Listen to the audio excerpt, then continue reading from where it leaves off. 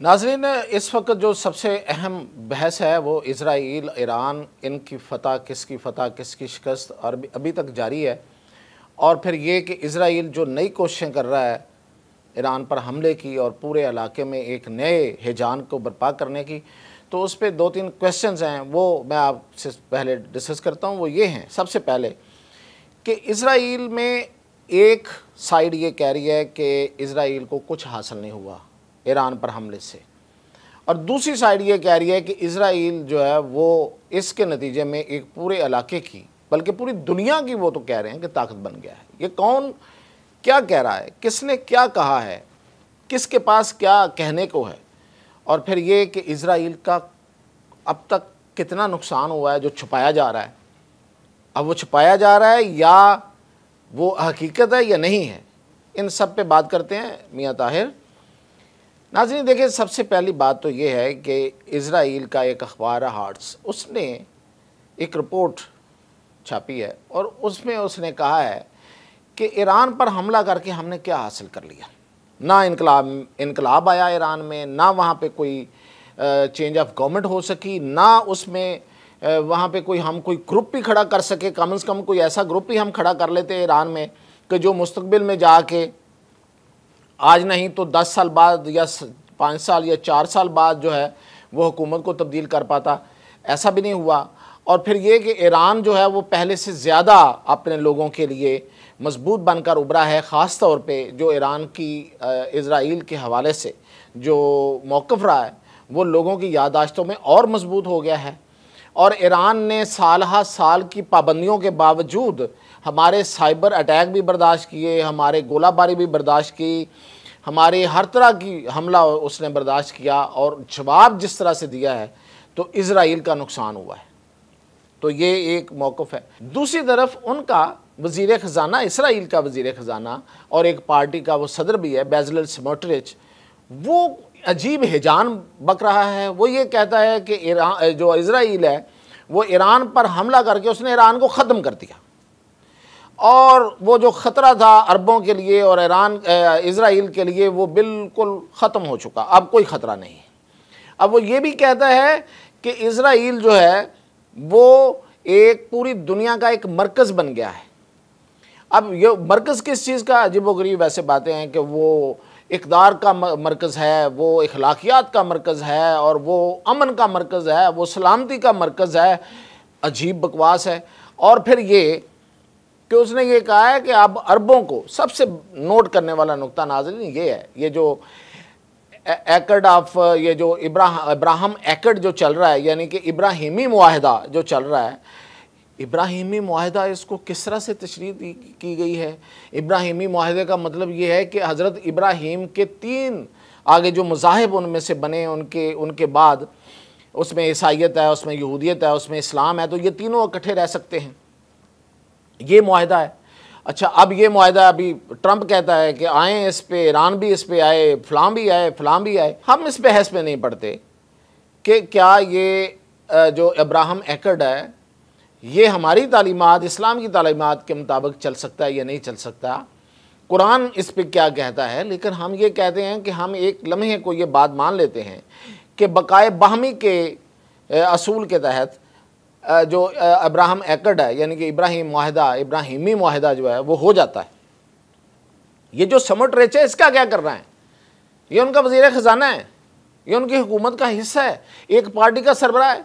वो ये कहता है कि इस मुआहदे पे कोई बात नहीं होगी, कोई बहस नहीं होगी, जिसने आना वो आए, इसे फैलना है।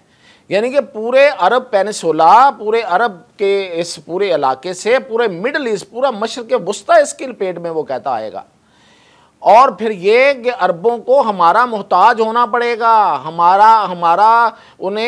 हमें उसके लिए पे करना चाहिए कि हमने उनके लिए अमन लेके आए, उन्हें पैसे देने चाहिए, उन्हें ज़्यादा से ज़्यादा हमें इसकी कीमत अदा करनी चाहिए, यानी उन्हें हमें हमारा शुक्रगुजार होना चाहिए, और वो खुद शामिल है, जिसने होना हो, जिसने नहीं होना ना हो।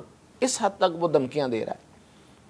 तो जो इस तरह का इब्राहिमी मुआहदा है, क्या उसमें शामिल होना है? क्या उसमें शामिल हो गया इनकी निजात है? यानी कि वो इज़राइल उसका मैं कह रहा हूँ, उसका जो वज़ीर ख़ज़ाना है वो कह रहा है, तो हुकूमत कह रही है ना, वो ये कह रहा है कि हम इस वक्त पूरी दुनिया की ताकत बन गए, हम मरकज़ हैं दुनिया के। वो तो इसमें अमेरिका को भी उठा के फेंक रहा है। वो कहता है हम मरकज़ हैं, हम मशरक़ व मगरब के दरमियान एक ब्रिज बन गए, एक पुल बन गए हैं, और हम इन लोगों को मिलाएंगे और हमारे ज़रिए हर चीज़, और पूरी ट्रेड भी होगी पूरी दुनिया के साथ। तो क्या इस माहदे का हिस्सा बनना है? सऊदी अरब को, यूएई को, या बाकी अरब मुल्कों को, या वो जो अब ईरान पे दबाव डाल रहे हैं? तो ये है हैसियत इस इब्राहिम एकड़ की, इब्राहिमी माहदे की। अब मैं आपको जो ख़बर दे रहा हूँ वो ये है कि इनकी एक वेबसाइट है इज़राइल की, हैस, वो कहते हैं कि जी ये हैक हो गई है। अच्छा, उसकी इन्फॉर्मेशन सुन लें। अब वो हैक हुई है या नहीं हुई है ये उनका काम है। अगर वो इतने ही बड़े शेर और इतने ही बड़े वो सब कुछ हैं जो अभी सेमोट्रिच का मैंने बताया है, तो भाई तुम हैक क्यों होते हो? हैक हो के उसमें सारी इन्फॉर्मेशन भी आ जाती है। इन्फॉर्मेशन ये है कि ये ईरान ने जो हमले किए हाइपरसोनिक मिज़ाइल से, और जो बैलिस्टिक मिज़ाइल के हमले हुए हैं, और इज़राइल के अंदर जो तबाही है वो तो सब ने देख ली, वो जो नज़र आ गई, वो जो इमारतें गिरी, वो जो एयरपोर्ट जो हैं वो उनका सत्यानाश हो गया, और वो उनकी जो ऑयल रिफाइनरीज़ हैं वो तबाह हो गई, उनकी जो रास्ते सारे बंद हो गए, इजराइली जो हैं वो भागते फिर रहे थे कि कहीं छुपने को जगह नहीं मिल रही थी, और वो मुल्क समुंदर के रास्ते से मुल्क छोड़ रहे थे। ये सब कुछ तो सारी दुनिया ने देख लिया। लेकिन कुछ चीज़ें ऐसी हैं जो हैकर्स, अगर हैकर्स हैं, अगर नहीं हैं तो फिर ये हकीकत है, और अगर हैकर्स हैं तो हो सकता है हैकर ही सच बोल रहे हों, जो छुपाई जा रही हैं। वो क्या है? वो ये हैं कि इजराइल के 6 मिलिट्री जर्नैल मारे गए हैं इसमें, और 32 मुसाद के अफसर मारे गए हैं, जो खुफिया एजेंसी है उनकी मुसाद, उसके 32 अफसर मारे गए हैं। 27 उसमें नेवी के अफसर मारे गए हैं, जो इजरायली नेवी है उसके 27 अफसर हलाक हो गए, और 462 फौजी मारे गए, और इसके अलावा 11 न्यूक्लियर साइंटिस्ट मारे गए इजराइल के। सिर्फ यहीं पे बात नहीं है, ब्लूमबर्ग ये कहता है कि इजराइल को, अब ये तो हैक भी नहीं है, ऐसी स्टोरी भी नहीं है जिसको इजराइल जो है वो हैकिंग का इल्ज़ाम दे के छुपा सके। वो ये कहता है कि इजराइल को $30 बिलियन का नुकसान हुआ है। $30 बिलियन, $30 अरब का नुकसान हुआ है ईरान के हमलों से।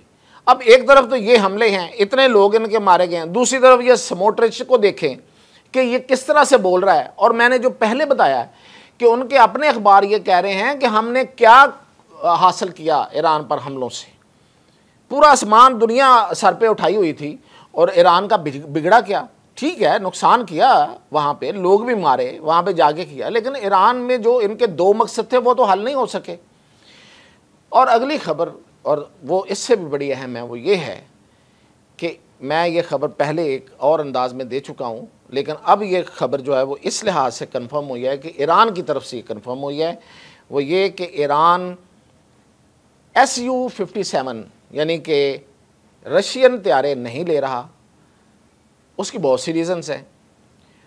ईरान अब चीन के, पाकिस्तान और चीन के दरमियान जो मुश्तरका एक प्रोडक्शन थी JA-10C, बहुत कम लोगों को आज भी पता होगा कि सिर्फ JF-17 थंडर ही नहीं, सिर्फ JF-17 थंडर ब्लॉक 3 ही नहीं, बल्कि पाकिस्तान JA-10C भी मुश्तरका तौर पे चाइना के साथ मिलकर बना रहा था, और ये वही तैयारे हैं जो इंडिया के ख़िलाफ़ इस्तेमाल हुए और जिसके नतीजे में इंडिया को शिकस्त फाश हुई।